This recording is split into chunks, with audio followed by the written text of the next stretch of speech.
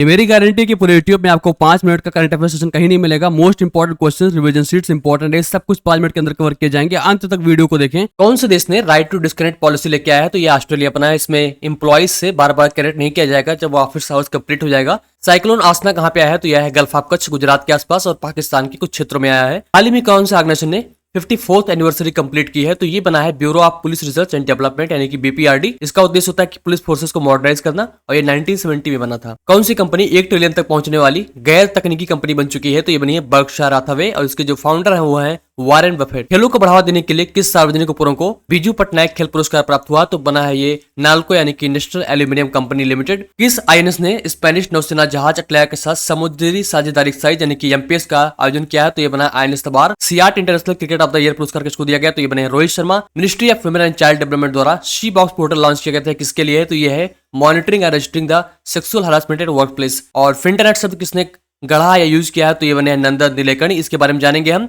और किस तरह सरकार ने सुभद्रा योजना शुरू की? तो ये ओडिशा। फिंटरनेट शब्द का इन्होंने यूज तब किया था जब ग्लोबल फिनटेक फेस्ट जो मुंबई पे आयोजित किया जा रहा है उस दौरान किया था। इनका नाम है नंदन नीलेकणी और ये इन्फोसिस के को फाउंडर हैं। इसके पहले ये आधार के चेयरमैन भी रह चुके हैं और आरबीआई की बहुत ही इंपॉर्टेंट कमेटी थी जो यूपीआई वगैरह के डिजिटल पेमेंट को देखती थी, उसका नाम था डिजिटल पेमेंट्स कमेटी। और फिंटरनेट का मतलब होता है कि मल्टीपल फाइनेंशियल सिस्टम्स को एक साथ कनेक्ट कर देना, इसी को ही हम फिनटेक कहते हैं। ये उसी प्रकार काम करता है जैसे कि आईओटी यानी कि इंटरनेट ऑफ थिंग्स काम करता है।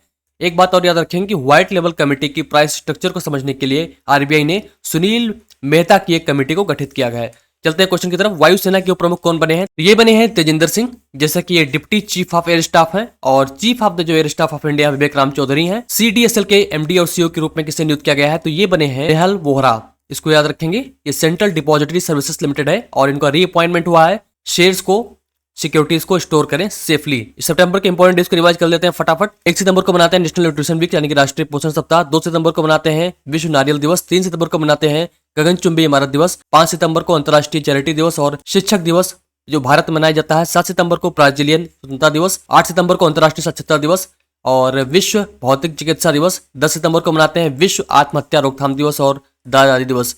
11 सितंबर को मनाते हैं 9/11 स्मरण डे, राष्ट्रीय वन शहीद दिवस, विश्व प्राथमिकी चिकित्सा दिवस और दिग्विजय दिवस। दिग्विजय दिवस में जब स्वामी विवेकानंद ने 1893 में जो रिलीजन्स पे कॉन्फ्रेंस हुई थी शिकागो में, उनमें बहुत ही पावरफुल स्पीच दिया था, उसी को लेकर मनाया जाता है ये। और इंटरनेशनल चॉकलेट डे मनाया जाता है 13 सितंबर को। 14 सितंबर को मनाया जाता है विश्व हिंदी दिवस। भारत ने किस देश से अतिरिक्त 73,000 SIG 716 असॉल्ट राइफल्स आयात करेगा? तो यह यूनाइटेड स्टेट्स। इसके साथ साथ भारत सोनोबाइस भी खरीद रहा है अमेरिका से। ये साउंड सेंसर्स होते हैं जो दुश्मनों की सबमरीन यानी पनडुब्बी को डिटेक्ट करने के लिए यूज किए जाते हैं।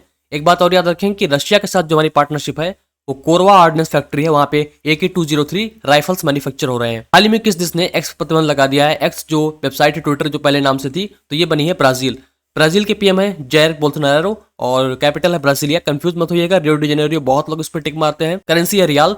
और एक बात और याद रखिएगा 2024 का जो G20 समिट होने वाला है नवंबर के आसपास, वो रियो डी जेनेरियो ब्राजील में ही होगा। हाल ही में भारत ने विद्युत परियोजना के लिए किस देश को पहला भुगतान सौंपा है? तो ये देश बना है श्रीलंका। श्रीलंका को भारत ने 11 मिलियन अमेरिकी डॉलर का असिस्टेंस दिया था और उसी के हिस्से से कुछ पैसे भी अनुदान दिए ताकि वहां पे पावर प्लेट बनाए जा सके।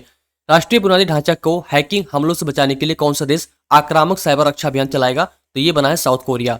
साउथ कोरिया से याद रखेंगे कि इसने एक स्पेस एजेंसी अभी हाल ही में लॉन्च की थी 3-4 महीने पहले। इसकी खुद की स्पेस एजेंसी ऑलरेडी है और इसका जो नाम है वो है कोरिया एरोस्पेस एडमिनिस्ट्रेशन। इसको लीड कर रहे हैं यूनिवर्सिटी के प्रोफेसर। 45th कोस्पार जो पुरस्कार दिया गया था भारत में, इनको प्रहलाद चंद्र अग्रवाल और अनिल भारद्वाज को यह अवार्ड दिया गया है। कोस्पार का फुल फॉर्म होता है कमिटी ऑन स्पेस रिसर्च और ये साउथ कोरिया के शहर बुसान में आयोजित किया गया था। हाल ही में किस सार्वजनिक उपक्रम को नवोन्नत का दर्जा प्राप्त हुआ है? तो ये बनी है सतलज जल विद्युत निगम। इसके अलावा 4 उपक्रम को मिला है नवोन्नत का दर्जा, उसमें से रेलटेल हो गई, सतलज जल विद्युत निगम लिमिटेड हो गई, national hydro electric power corporation हो गई और solar energy corporation of India हो गई। इस समय भारत में टोटल 25 नवरत्न PSU बन चुकी हैं। इसके लिए इंडिया ने पर्यटन क्षेत्र में युवाओं को कुशल बनाने के लिए किस संगठन के साथ साझेदारी की है? तो ये संगठन बना है वीजा। टेलीग्राम के संस्थापक कौन है? इसको पता ही आपको होगा, पावेल ड्यूरोव है। और भारत का पहला पुनः प्रयोज्य हाइब्रिड रॉकेट रोमियोन किसने लॉन्च किया है? ये लॉन्च किया है स्पेस जोन इंडिया और मार्टिन ग्रुप ने, दोनों प्राइवेट स्टार्टअप्स हैं। हाल ही में किस देश ने अंतर्राष्ट्रीय छात्र नामांकन को सीमित करने का निर्णय लिया? तो ये देश बना ऑस्ट्रेलिया। ऑस्ट्रेलिया अब विदेशी छात्रों को कम लेगा अपनी शिक्षा यूनिवर्सिटी में। 2,70,000 की लिमिट है, 2025 से लागू होगी ओवरसीज स्टूडेंट्स के लिए। 2014 से 23 तक भारत के अंतरिक्ष क्षेत्र ने जीडीपी में कितना योगदान दिया है? तो इंडिया की स्पेस इकोनॉमी जीडी में 24 बिलियन अमेरिकी डॉलर का योगदान दिया है।